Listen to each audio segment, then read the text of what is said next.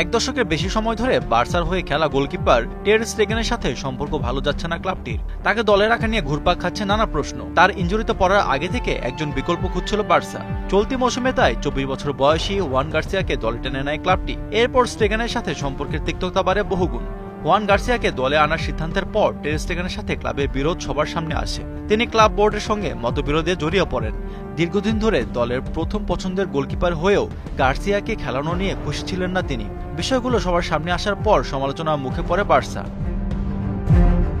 Pre সিজনে দলের বাইরে অনুশীলন করেন স্টেগেন। ইনজুরি বাড়ার কারণে পিঠের সার্জারি করান এবং সার্জারি খবরটি তার সোশ্যাল মিডিয়ায় প্রকাশ করেন। এ কারণে বাড়ে বিতর্ক, যদিও এর পিছনে কারণ ছিল স্যালারি ক্যাপ ইস্যু।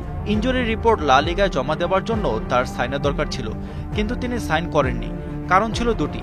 যদি তার ইনজুরি 4 মাসের বেশি হয় তাহলে তার বেতনে 80% ছেড়ে দিতে হতো, আর তার এই টাকা দিয়ে বার্সার নতুন গোলকিপার কেনা সহজ হয়ে যেত।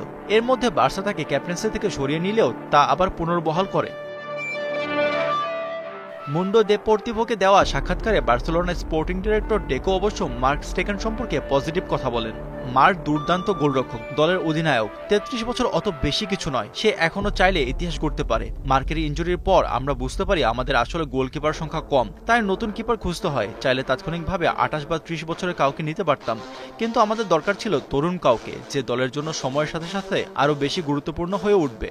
তাই ওয়ান গার্সিয়াকে সাইন করা হয়েছে। মাঠে কে খেলবে সেটি কোচের সিদ্ধান্ত। তালান শিবিরে এখন গোলকিপার আছে 3 জন, গার্সিয়া, স্টেগেন এবং সেজনি।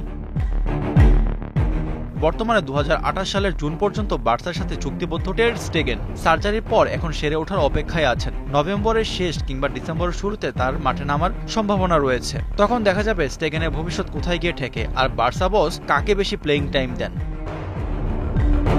আশফাকুর রহমান, সিয়াম, 71।